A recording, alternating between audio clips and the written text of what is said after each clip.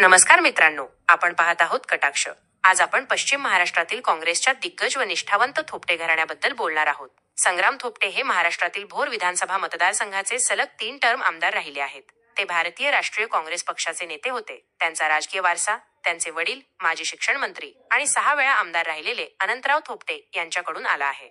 भोर राजगड मुळशी मतदारसंघात थोपटे कुटुंबाने 1972 पासून वर्चस्व राखले असून एकूण 9 वेळा या मतदारसंघातून विजय मिळवला होता. संग्राम थोपटे यांनी स्वतः सलग 3 वेळा 2004, 2009, 2014 आमदार म्हणून निवडणूक जिंकली होती. परंतु 2024 विधानसभा निवडणुकीत त्यांचा अजितदादांच्या नवख्या उमेदवाराने दारुण पराभव करीत थोपटे परिवाराची सलग विजयाची मालिका खंडित केली. संग्राम यांचे वडील अनंतराव हे काँग्रेसचे ज्येष्ठ नेते होते. त्यांनी भोर मतदारसंघातून 1962 पासून 6 वेळा आमदार म्हणून काम केले आणि महाराष्ट्र सरकारमध्ये शिक्षण मंत्री म्हणूनही जबाबदारी सांभाळली. त्यांनी मतदारसंघातील विकास कामांना प्राधान्य दिले, ज्यामुळे थोपटे कुटुंबाची राजकीय पकड मजबूत झाली. संग्राम थोपटे यांनी वडिलांचा राजकीय वारसा पुढे नेत 2004 मध्ये प्रथम भोरमधून निवडणूक जिंकली. त्यांना कार्यसम्राट आमदार म्हणून ओळखले जाते, कारण त्यांनी भौगोलिकदृष्ट्या आव्हानात्मक असलेल्या भोर मतदारसंघातील प्रत्येक गावात विकास कामे पोहोचवली. थोपटे कुटुंबाने काँग्रेसच्या माध्यमातून भोर मतदारसंघात दीर्घकाळ प्रभाव राखला आहे.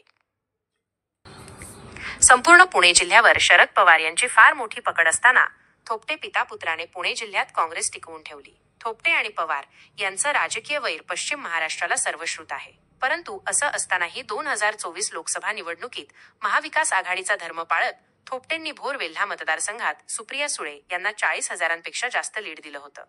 19 एप्रिल 2025 रोजी संग्राम थोपटे यांनी काँग्रेस पक्षातून राजीनामा दिल्याची बातमी प्रसिद्ध झाली, ज्यामुळे पुणे जिल्ह्यातील काँग्रेसला धक्का बसला. त्यांच्या भाजप प्रवेशाच्या चर्चा सुरू असून त्यांनी गृहमंत्री अमित शहा यांची भेट घेतल्याचेही सांगितले जाते. मात्र त्यांनी उद्या 20 एप्रिलला आपली पुढील भूमिका जाहीर करण्याचे ठरवले आहे.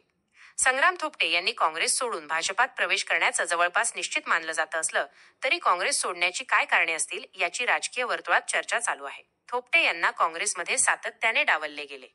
2019च्या विधानसभा निवडणुकीनंतर महाविकास आघाडी सरकार सत्तेत आल्यावर थोपटे यांचं नाव विधानसभा अध्यक्षपद आणि मंत्रिपदासाठी आघाडीवर होते, परंतु दोन्ही वेळा त्यांना संधी नाकारली गेली.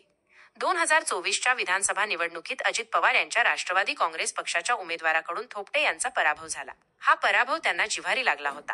राजकारणात निष्ठा वगैरे काय नसतं. थोपटे यांचा राजगड सहकारी साखर कारखाना आर्थिक संकटात आहे. राज्य सरकारने कारखान्याला 80 कोटींचे कर्ज मंजूर केले होते.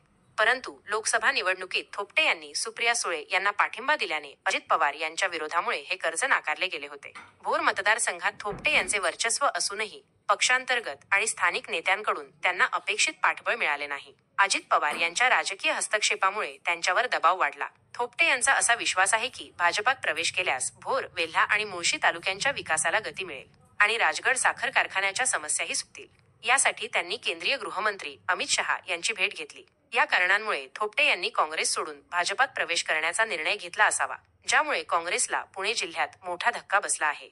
थोपटेंसोबत अजून कोण कोण भाजपात जाणार हा औत्सुक्याचा विषय झाला आहे.